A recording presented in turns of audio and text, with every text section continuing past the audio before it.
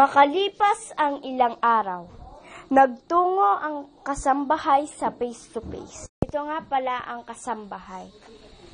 Ano po ba ang mga nagawa sa inyo na dati yung amo? Kung bakit po kayo nagtungo dito? Tuwing na lang may nagagawa akong mali, sinasaktan nila ako, binubugbog, sinasampal, ginaganutan. Pati ang anak nila, sinasabunutan ako, nakikidali. Tapos, katulad ng juice, Sa backstage, ang amo.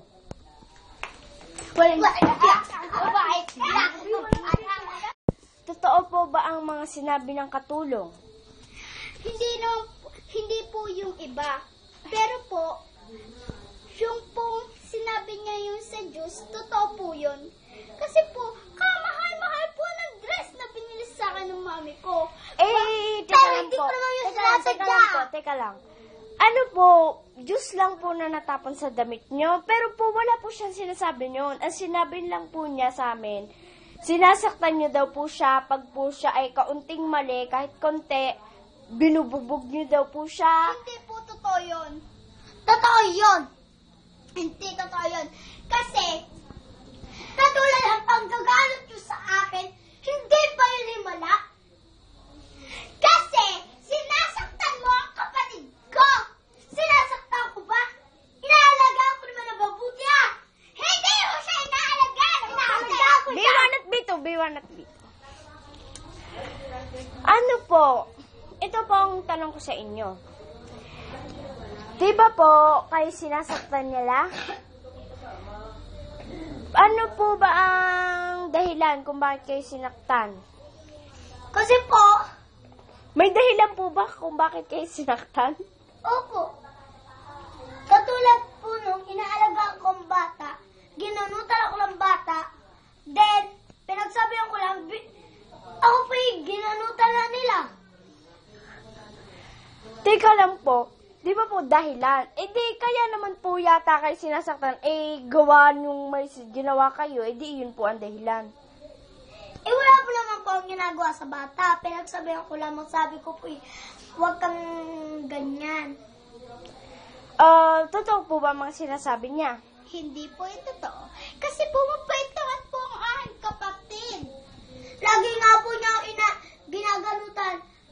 Teka lang po, Kaya po kapatid ba ang may kagagawa? Yung kapatid, kaya po kayo Opo. nagkagaya? Hindi po. At yan, pwede po ba ng kapatid? Siya. Ang pa face to face. Nasasaktan nga ako sa ginagawa niyo eh. Kaya pumunta ako sa face to face, nagtapat sa mga ginawa niyo. Okay. Dati tinago ko yun. Pero ngayon, pinunta ko na sa face to face. Ay. Ito po ang testigo ng pula kung bakit. Game. Ano po masasabi nyo? Totoo po ba na sinasaktan kayo ng yaya? Totoo po? Ano pong Hindi ko ginagawa po yan sa inyo? sinasaktan. Ano pong ginagawa sa inyo? Ng yaya? Okay. Sinasampal po kayo? Ano pa po? Hindi totoong bata. Ano pa pong ginagawa sa inyo? Sinasampal lang? Ano pa? Wala na? Totoo po ba lahat ng mga sinasabi ng batang to? Totoo po yun. Okay, aawin ako, sinasampal ko ang bata, pero hindi ko atrasan ang pambubugbog niyo sa akin. Hay! Bago ka paninita ng ganyan, alamin mo muna kung sino may gawa. Siyempre, alam ko na yon kasi ramdam ko ang paninakit niyo sa akin noon. Alam ko po yun! Teka. Nasasaktan naman ako dahil. Ito, may ganun po kayo. Mayaman na ako. Hindi na ako katulad nung dati ng papape. Alam ko yan! Nandito na po tayo sa botohan at titinan po natin ang mga pinapanigan ng mga sausarwero at sausawera. ang sa botohan po, ang binaboto po nila ay puti kasi daw po sinasaktan daw po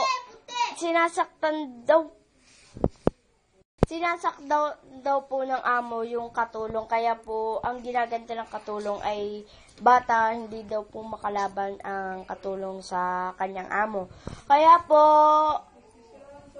may tanong po ang ating sawsawera. Sa pula. Hoy, ikaw na babae ka, bakit mo sinasaktan siya kahit nabuhusan ka lang naman? Kasi po, mahal nga po yung dress eh. Nakikinig ba po kayo? Kung mahal yung dress, kadali naman ang labhan.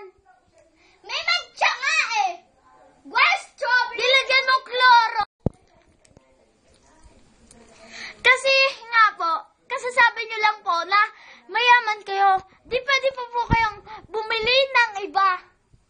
Miss, gusto ko yun eh. May mas maganda pa po doon. May mas maganda pa. Okay. Tama na po. Talaga pong pula. Kasi pula po ang kasi po, ang pula, para doon lang po kayo nagkaaway sa dress. Sa anong yun. Kaya po, ito na po ang payo ng ating tagapayo.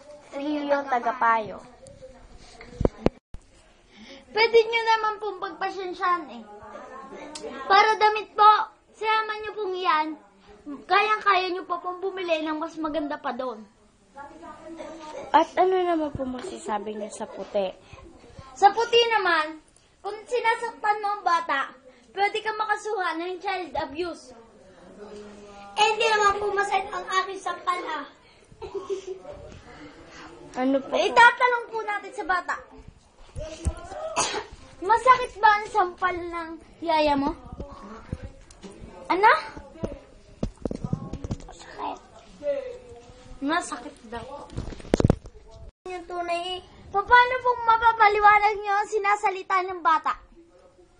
Kasi po, yung mami niya, tinuturuan ng masama yung bata, kaya nagiging matapang, kaya po wala sa kanya magkagusto at konti lang po nakikipaglaro sa kanya. Ano pa po masasabi? Dinadamay mo pa ang mami ko? Ano pa po masasabi? Ang mami! Tama na po. Ngayon po, nandito na po tayo sa Amina.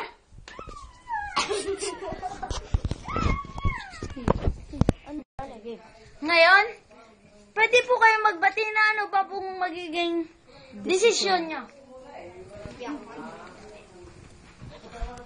Kung hindi niya matatanggap na makipagbati, nakikipagbati na. Kayo po. Makipagbati na pala ako. Okay, mag-group hug muna tayo. Pati po yung bata. Pati po yung bata. Yung bata po. Bati na kayo ng inyong katulong Isa dati. muna. Ngayon, mayaman na siya at ayos na ang pamumuhay niya. Hindi nyo na siya pati sana magbago na sana kung may katulong mang dumating sa inyo uli, sana wag nyo nang abusuhin ng ganun. Sana ayusin nyo na yung at sana turuan nyo yung bata ng maayos na ugali at ayos na sana yun.